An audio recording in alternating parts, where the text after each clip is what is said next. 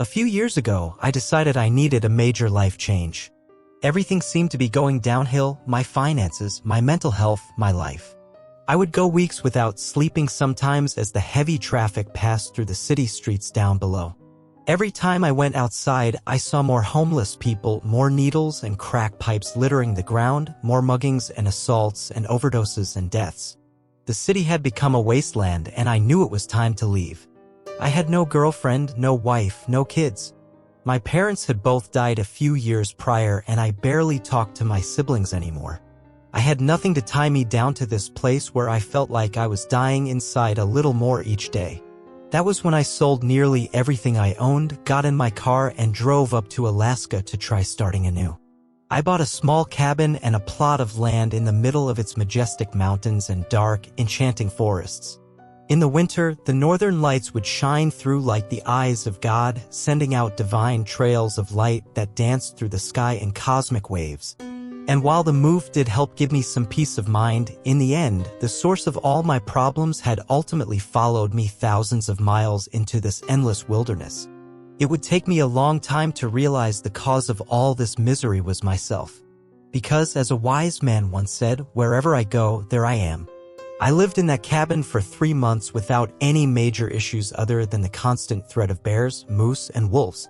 I had a rifle and a shotgun for hunting, a small garden in the backyard, and a solar panel to generate electricity. "This is the life," I said, relaxing on a hammock I had strung across the corner of the cabin while staring at the endless beauty directly outside the window. White-capped mountains loomed like giants in front of thick clusters of evergreens.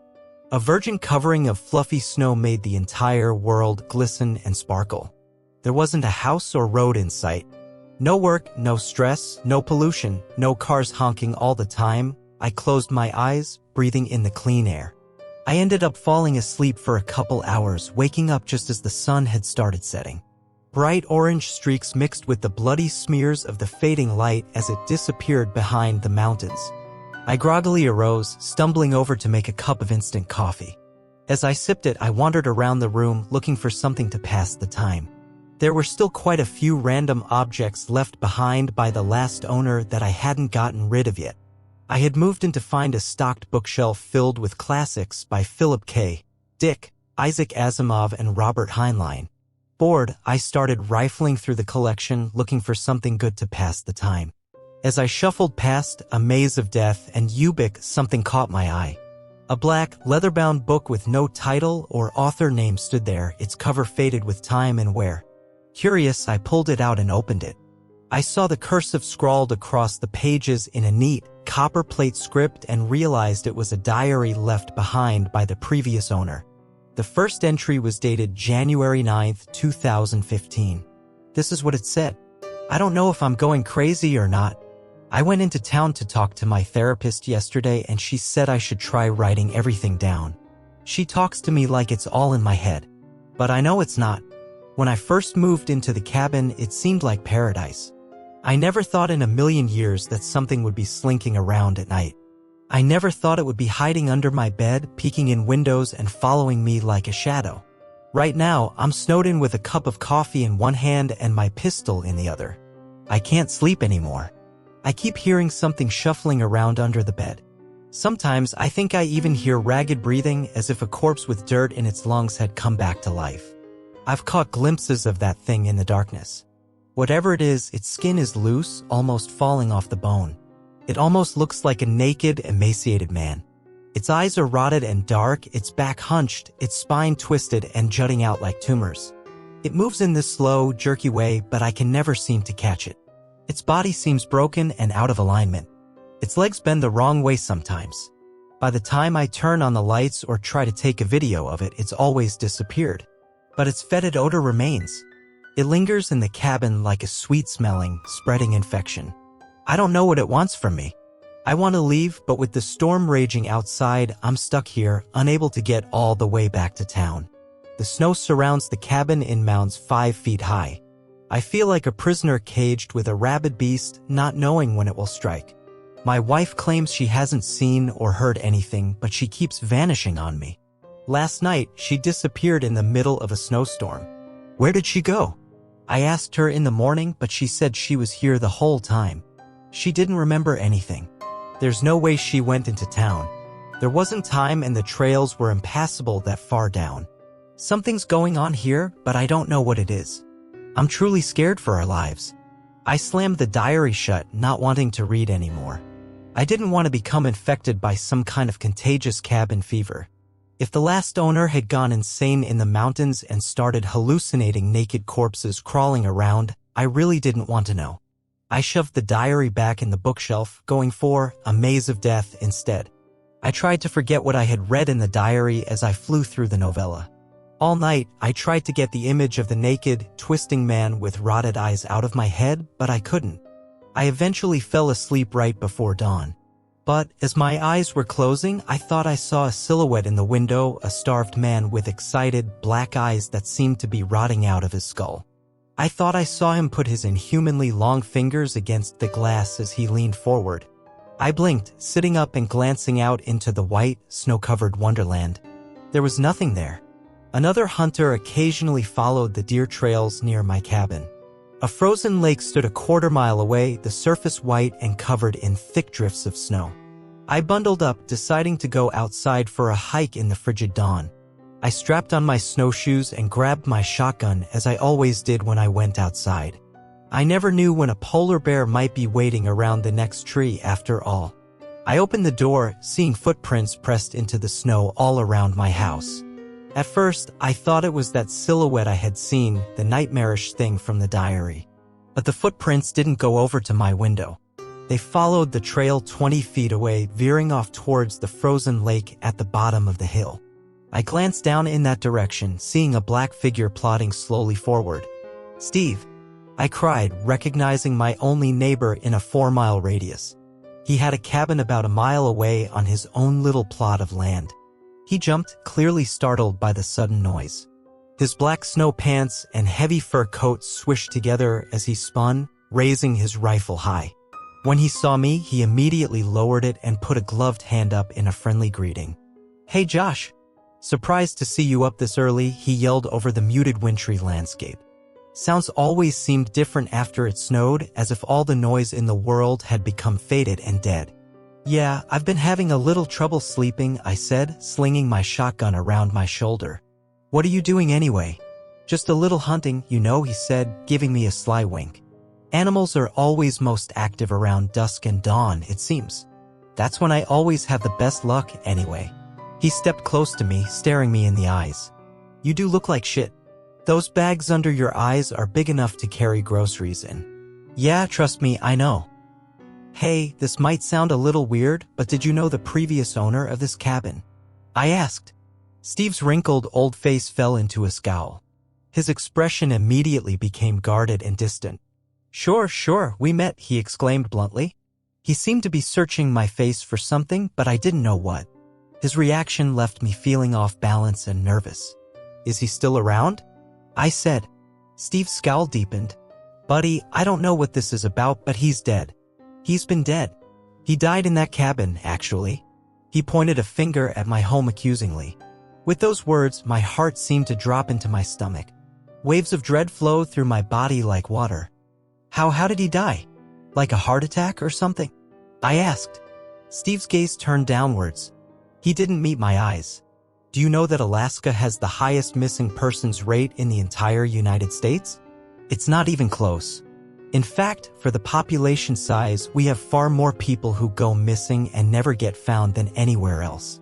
They even have a name for it, the Alaska Triangle," Steve said. "And we're square in the middle of it." I stared blankly at him, wondering where he was going with this. It seemed like a way to avoid answering my question.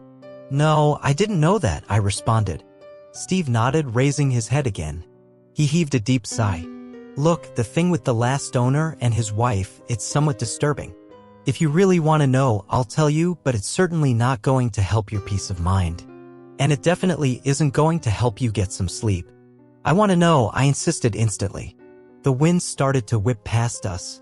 Flakes of ice and snow flew sideways in the sudden currents. "Let's go back to your cabin then," Steve said, pulling his heavy fur-lined hood off and shaking out his long, black hair behind him. "I could use a bit of whiskey to warm up." We sat down with a bottle of Johnny Walker and 2 shot glasses. I wasn't much of a drinker, but Steve certainly was. He chugged 3 shots in the span of a minute. I sipped at mine, drinking half and putting it back down on the coffee table with a thunk. Steve grunted, hissing through his open mouth for a moment. "Ugh, that's the good stuff," he said, slamming his chest as the burning liquor worked its way down. Steve looked up at me with a new sparkle in his eyes. "Huh, so you want to know about what happened to Lenning? Well, I'll tell you that no one really knows the whole story. I used to see him occasionally come down and have a drink and talk. We all know each other around here, obviously." I nodded, motioning him on. He seemed like a normal, upstanding guy. "He kinda reminded me of you, actually. A young guy trying to escape the hustle and bustle of the city life, the cancer of the American dream. Well, he was here for maybe a couple months, I don't know. Everything seemed fine. We used to go skeet shooting occasionally, have a beer, you know. We'd get together with a couple other hunters who live closer to town and sometimes play some poker. I never saw anything odd about Will. I never could have predicted what happened to him." He heaved a long sigh at this, looking out the window at the sharp mountains with an expression of nostalgia. "Well, what happened to him?" I asked, encouraging him to go on. He started talking about seeing someone peering in through his window at night.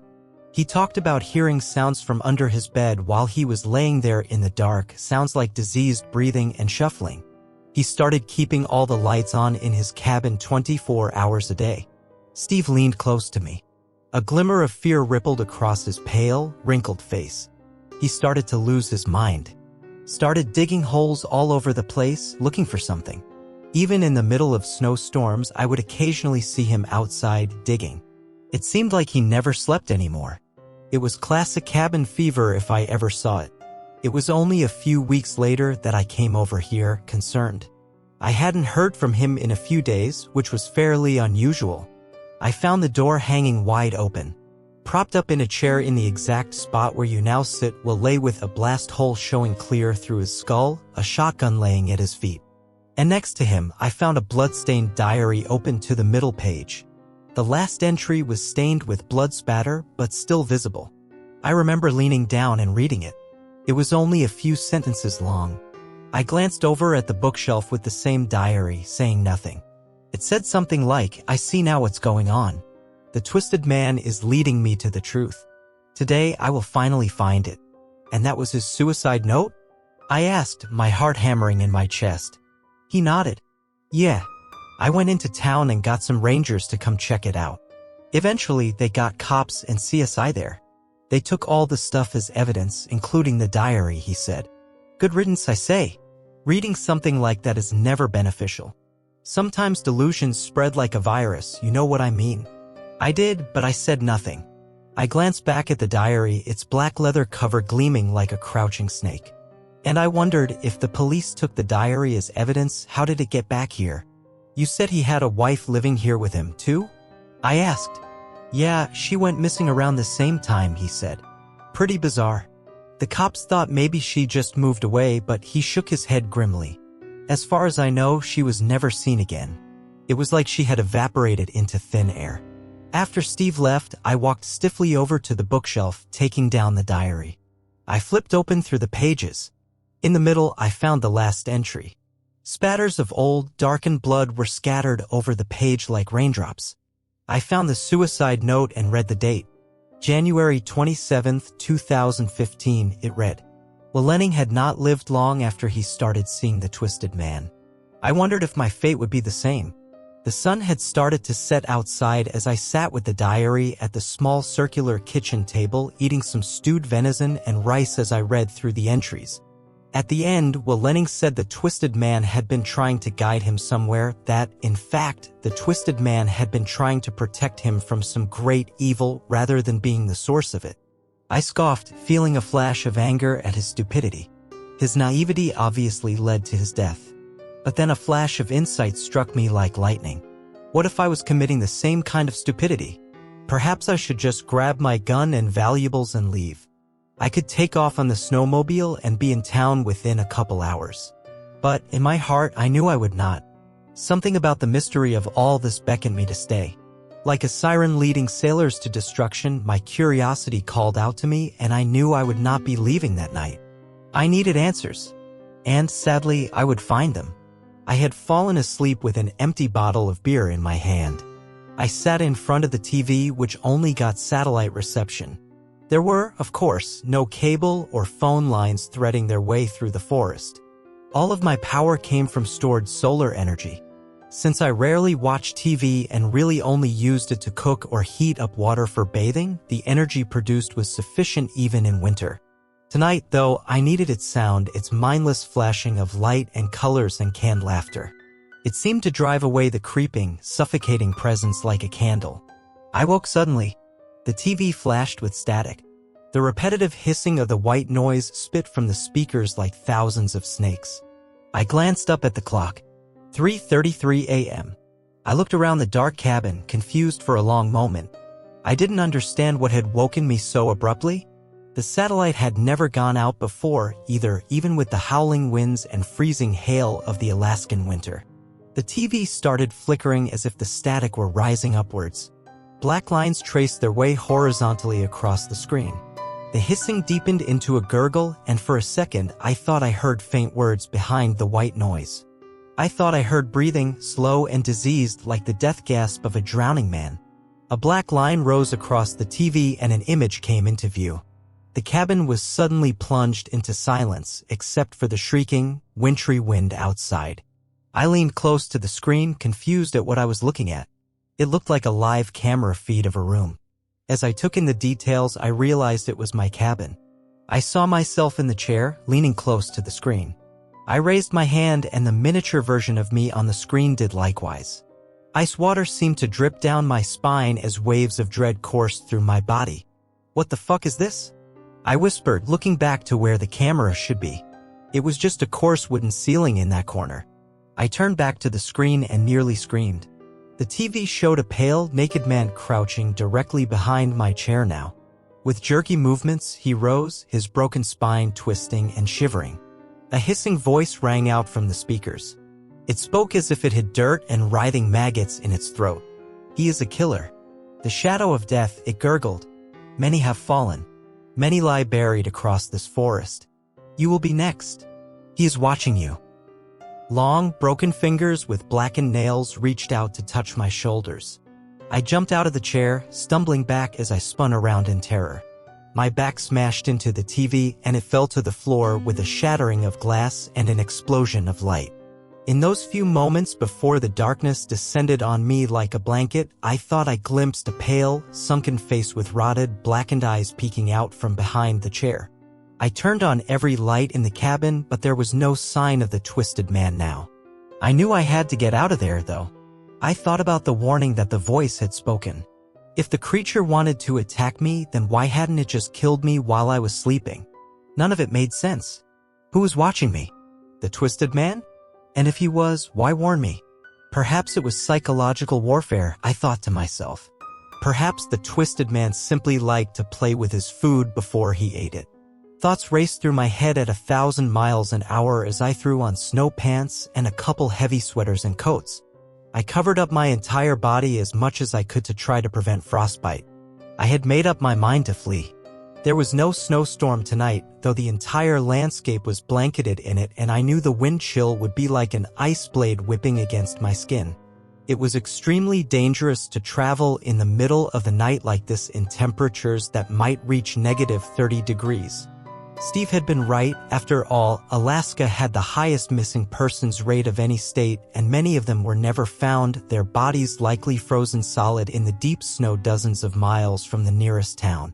I grabbed my shotgun, jumped on my snowmobile, and started heading to Steve's cabin. I hoped I could wait there until the sunrise and then figure out what to do next.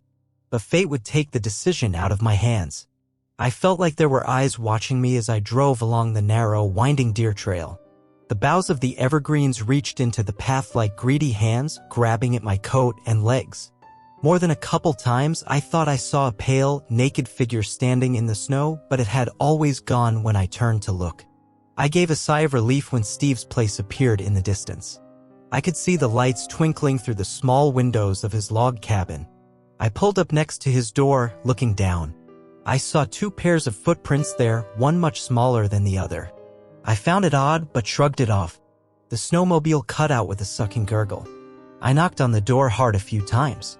Steve appeared after a few moments, groggy and half-dressed. He blinked slowly as he looked me up and down. His wrinkled face fell into a frown. "Steve, I need a favor," I said quickly. "Something weird is happening in my cabin. Can I stay here until morning, until maybe I can go to town or something? I can't stay at my place tonight. I just can't." He nodded, yawning and motioning me in. "You can sleep on the couch, I guess," Steve said. "Put that shotgun somewhere safe though, boy." He had a partitioned bedroom in his cabin. It was significantly larger than my little one-room cabin, though it was basically still just a joint kitchen living room, a small bedroom, and a bathroom. He pointed to a well-worn couch in the corner and gave me an apathetic wave as he stumbled back into his bedroom, slamming the door. I couldn't sleep, though. I tiptoed around the room looking at Steve's bookshelf. He had a rather strange taste in books, lots of unruly and true crime there.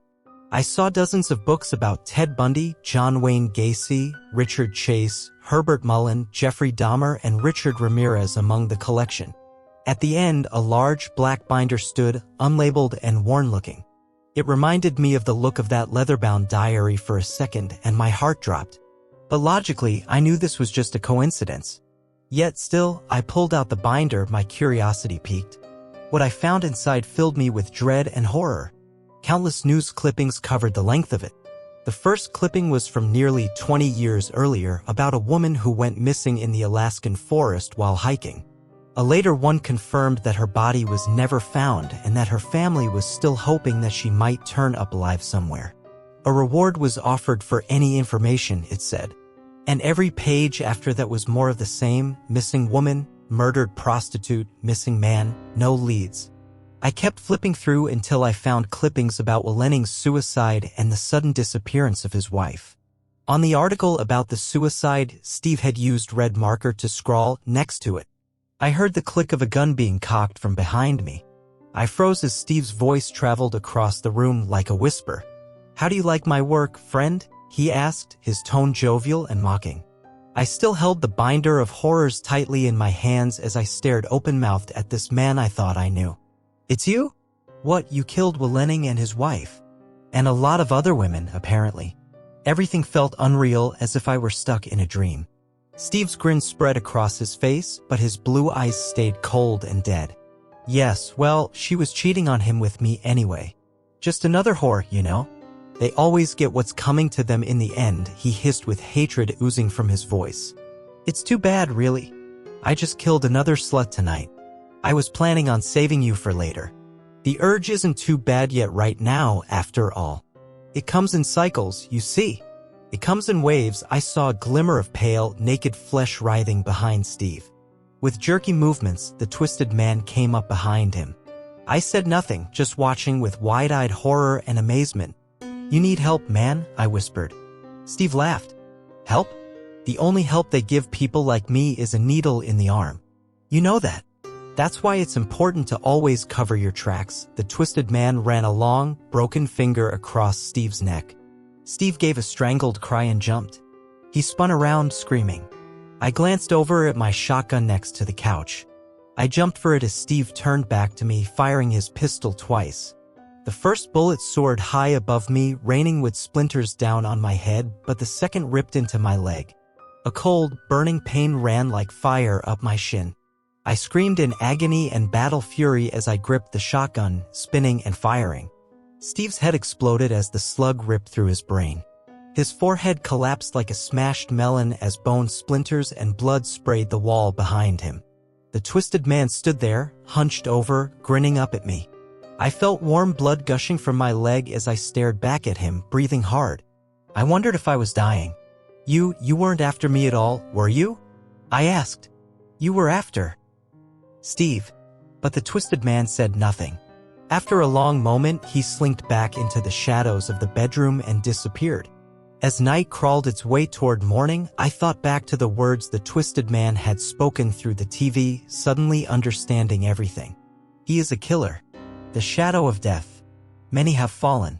Many lie buried across this forest. You will be next. He is watching you. He hadn't been trying to hurt me at all. He had been trying to warn me. He had probably tried to warn Lenning and his wife, too. I wrapped my leg in gauze, gritting my teeth. The wound looked puckered and deep, but I could still move my foot, and the bullet had gone clean through the flesh. I poured alcohol on it, screaming in pain as it burned its way through my skin. After rummaging through Steve's bathroom, I found some prescription painkillers and swallowed a handful of them with a beer. I knew I would need the opiate high to get through the pain of riding into town with a mutilated leg. As the sun finally rose, I made my way outside the blood-stained floors of the cabin to my snowmobile. Before I left, I glanced back at that horrid place, the scene of so much torment and death. In the open doorway, the twisted man stood, his back hunched, his rotted lips grinning at me. His hand lifted up into the air with jerky movements and waved. I waved back as I started the engine and headed into town.